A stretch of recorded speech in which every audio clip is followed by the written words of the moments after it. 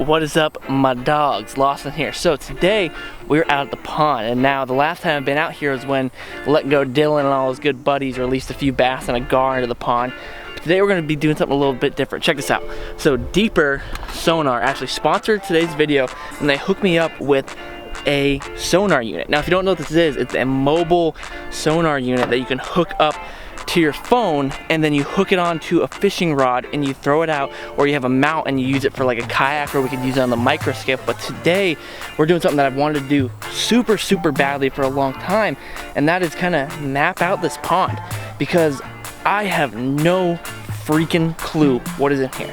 Like literally think anything could be in here, because the pond's too dark to see to the bottom like anywhere.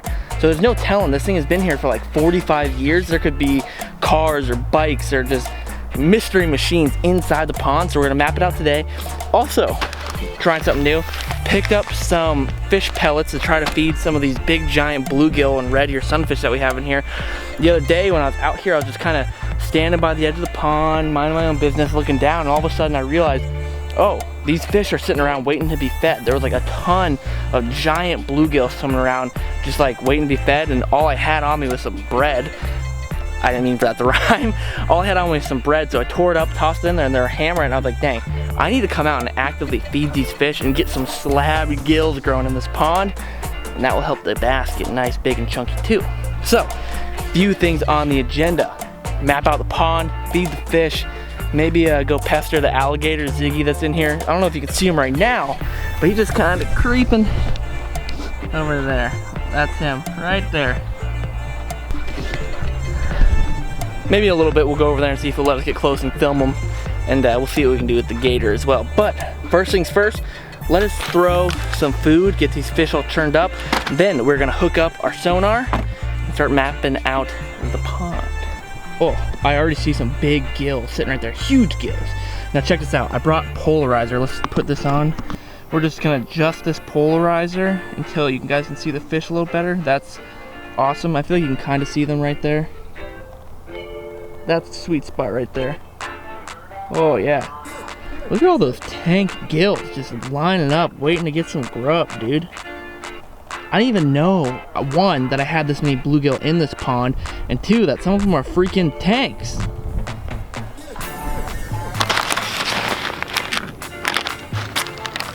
Oh, that good stuff, that stanky stuff.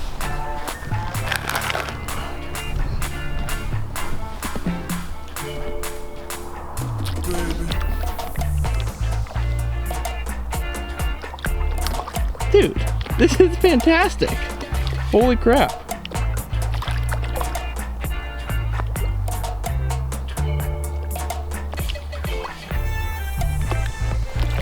I cannot believe how well these things are eating.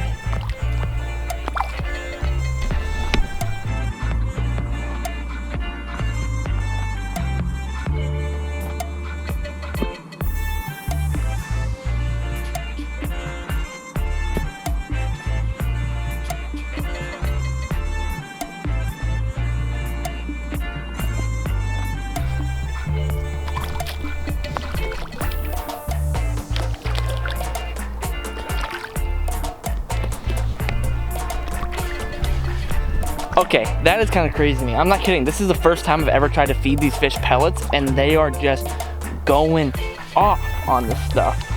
We're gonna grow the biggest bluegills this side of the Mississippi. Oh boy, oh boy. All this activity over here has got a little gator friend interested. Now he's swimming across the pond towards us.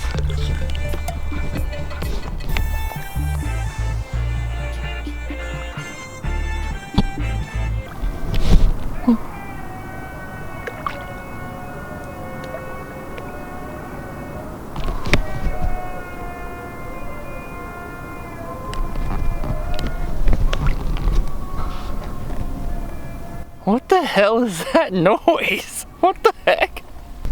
Well, look who decided to show up. You've never seen this guy before. He is our pet alligator that we did not put in here. He just one day kind of randomly showed up in our pond, and now he's gotten super used to us always being out here all the time. And he's a cool dude. There is one smaller gator in here somewhere as well, but I don't know where that thing is. alligators to me are just one of like the coolest animals of all time. Talk about something that has survived and been around just forever. And I know in like the mid 1900s they were like on the brink of extinction basically, and now in Florida basically any body of fresh water will practically have an alligator in it at some point. Just super cool animals, and they get freaking massive.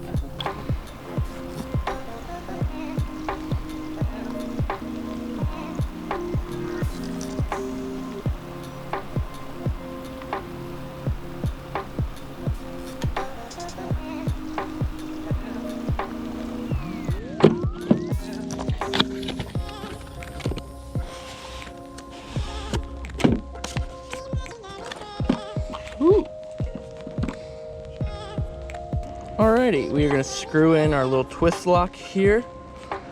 We have downloaded the app to our cell phone. I'm just going to tie a nice little loop knot here. An easy thing you could do would just be tie a swivel. So if you were actively fishing, which I assume you would be, if you're actively fishing, the best thing you could do would be just tie a snap swivel onto this thing, and so when you want it on and off, you can just take it off real quick. But for our purposes, not needed, so we're just gonna tie a very simple loop knot up on this thing. All right, we're gonna attach my cellular phone to the rod here. It's actually really, really simple how they made that attach. It's kind of cool.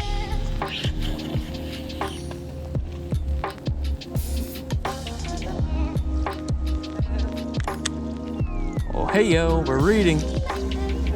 All right, interesting. So, in the middle of the pond right there, I mean, it's actually kind of more towards us. We're only about 20 yards from the bank right now, like dead center, but towards the left side of the pond, if that makes sense. It is just under 5 feet. Pretty interesting. We're actually marking some, we're actually marking some fish right there. Those green dots on the bottom.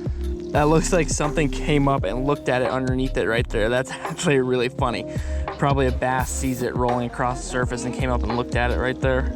Nice and slow. That's interesting. So it comes in from about 5 feet in the middle and then picks up to about 2.5 right there next to the bank, and then all the way to very, very shallow. So let's walk down a few more feet here and go cast it elsewhere and see, map another part. What I am really curious to find out if there's any structure in the pond that I didn't know about. That's really what has got me excited. You know, the previous owner of this pond, if they had dumped any, you know, bicycles or cars or like washing machines in here, you never know. Okay.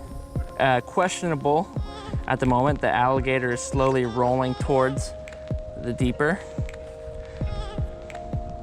Oh, that's actually really cool. We just marked a fish right there, 4 feet down. That's pretty funny. We just marked the fish right there, about 4 feet underwater, it says. So far, the depth is actually pretty uniform and consistent. This is gonna be cool because it's gonna be interesting to see if there's any deep holes. If there is, I assume that's where a lot of our bigger fish are gonna be hiding, or if there's any like branch stick-ups, pile-ups in here.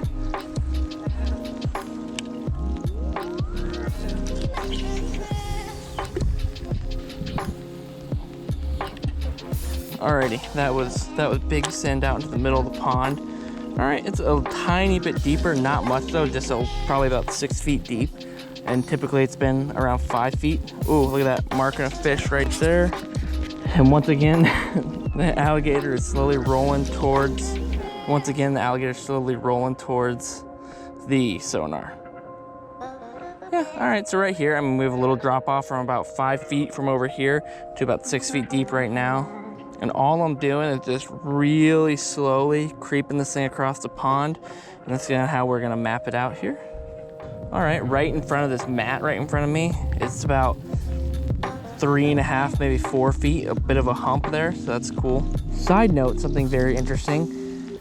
I have never seen this before. I did not realize these were even in here. There's like a whole entire school of about 10 tilapia that are like over 14 inches long, just cruising the surface right now.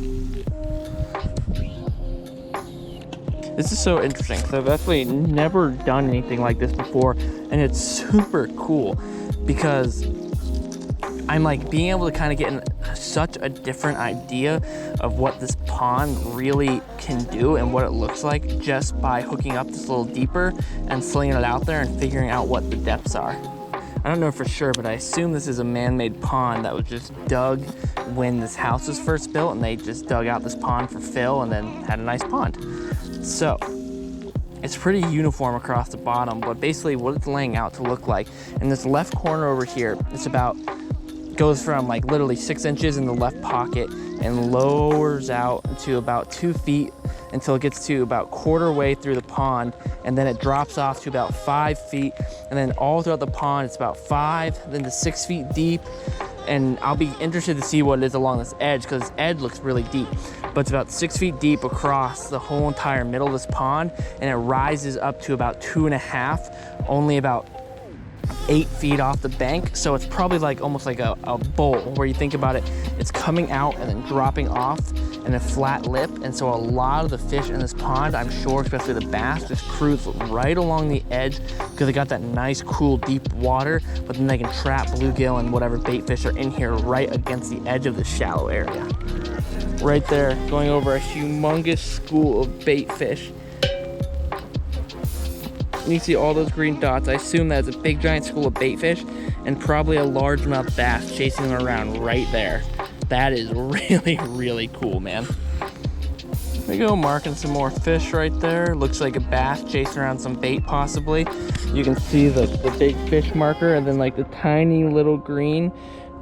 Oh, some more bait. Oh, a whole entire school of fish. Holy crap, we are marking. Oh my Lord, what the heck is going on right there?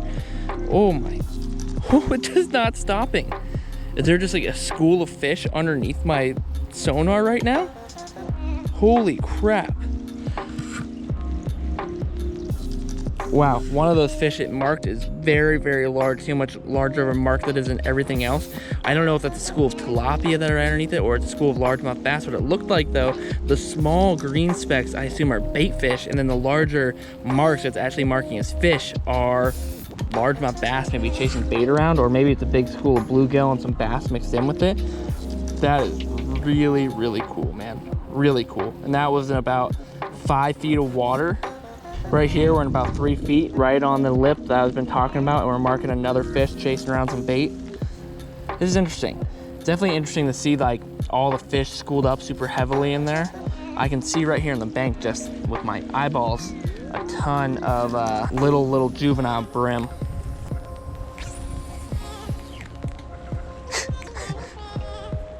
Well, you know, the old gator's going over to inspect it once again.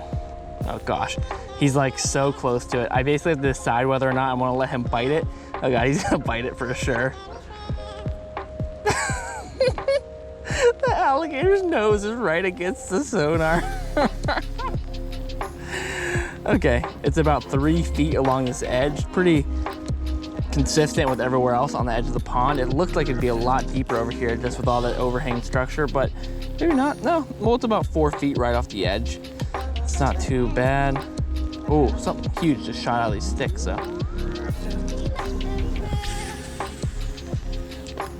All right, and we did one last big send right there. We basically, what I've done is walked every like 5 feet along the pond and have made a cast just to the other side of the pond, and I've just slowly pulled the sonar all the way back, and we're kind of getting an idea of what the depth looks like and throughout this whole entire pond. So in my head, I can kind of make a mental note of what the layout of this pond looks like. So right here along this edge, 5 feet, and the alligator is once again going right towards my sonar. Just marked the fish right underneath the gator. Dude, seriously, I wish I had my big camera out right now. I kind of have my hands full. The alligator is literally pushing the sonar with his nose along right now. Marking a bunch of fish right here, right along this edge. Very cool. The alligator just tried to bite the sonar. This is the funniest thing ever.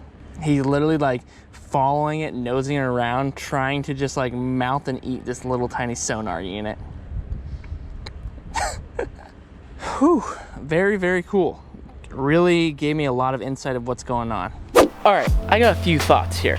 One, it was very, very cool kind of just seeing what the actual depth of the pond looks like. To be honest, I'm kind of a little disappointed. I thought there was gonna be a lot more curvatures, maybe some structure down there.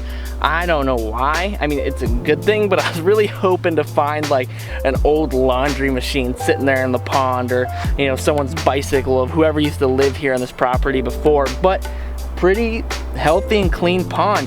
But I think we need to add some type of structure into here, maybe throw in some old Christmas trees or some type of structure, because there's nothing. Like out in the middle of the pond, it is like a barren wasteland. I wasn't marking any change in depth and nothing, I mean nothing on like type of structure sticking out. So I think adding some structure will really help those fish out there a lot, especially fish like bluegill and small bait fish, because it'll give them something to hang on to.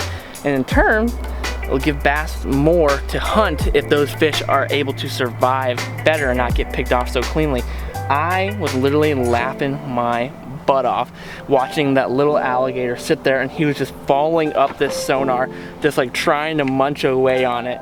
And he literally at one point, he was following it around the whole entire time I was throwing it, but then finally at one point he came up, I watched him open his mouth and like roll his mouth onto it and pull down on it and then let go of it. And in my head, just knowing what I know about alligators, is that if I would have yanked it away, he'd have been like, oh crap, that's food and it's on the run, it's trying to get away. But the fact that I left it dead still, he just kind of like, what the heck is this piece of plastic? So he finally left it alone. Really, really cool, this deeper sonar. I'll leave a link below if you guys want to pick one up, and a huge shout out to them for one, sponsoring this video, because that is what's going to help take this channel to higher levels and keep the world moving around and let us do big and cool trips, is bringing sponsors on to the channel. So big shout out and thank you to them. Link below to go check it out. We are not done with this. I think in a future video, we're probably gonna go try to take this on the microskip and see if we can mark up some tarpon or snook or something in the salt water. But for now, the pond, I'm gonna throw a few more handfuls of fish feed in, and then I'm gonna catch up with you guys back at the house. That aquarium stuff's pretty sweet, right? That's something I actually did over the past weekend, and it's not something I'm going to be featuring on this channel really. Like, I'm not going to start making aquarium videos for this channel. It's just my own personal little side project to keep me entertained. And as a teenager, I actually had a ton of aquariums. I had 2 60-gallon aquariums, and then I had a 300-gallon pond in my backyard. And now I have a little 5-gallon nano aquarium. And accidentally, I say accidentally, bought another pet when I was at the store buying fish, and that would be this little glorified rodent right here. This is a ferret, if you're not aware of what this is. A ferret named Olivia, my girlfriend named her. So, a little backstory about me and why this is so like fitting to my personality and not shocking at all, is that I am very, very soft on animals. Like, I have such a soft heart when it comes to animals, and that's actually one of the huge reasons why I don't actually ever keep fish super, super often. Now I really do appreciate the value of being able to go out and harvest some fish to eat, but I don't like harvesting fish, all that often, because I just have a soft heart when it comes to animals. So in the past, I have raised squirrels, raccoons, my family, we've had crows and wild rabbits that we've found, basically anything. So the other day after I set up my aquarium, I went to the store the next day to buy some fish for it. I see this little ferret in there, and it's the only one in the store, and just to be blatantly honest, it was not being taken very well care of, it looked like. And that's just kinda, I couldn't actually really help myself from not getting this sweet little thing and getting her out of a bad situation. So at the moment, I guess I now am a person who has a pet ferret, but she's been super, super sweet, super funny. He's only 4 months old, and a new addition to the family. Hopefully you guys enjoyed today's video. A little different, I know. To be blatantly honest, I actually hurt my back really bad yesterday and could not honestly bring myself to go fish because my back was seriously in a lot of pain, and doing what I did today was just about all I really felt up to doing. Back to hammering out some serious fish. I have lots and lots of game plans and working on getting that new boat for us to get really back onto the water. A really cool project in mind for a boat. If there's anybody out there who has experience welding, you should email me or hit me up on Instagram or leave a comment below, and I'd love to pick your brain about a future project that I want to do. All right, that is it. I appreciate you guys very much. Thanks for helping us get to 100,000 subscribers. Couldn't be more thankful. Such a cool milestone. It's only the beginning. It's only possible because of all you guys out there who watch these videos. Until the next video, peace.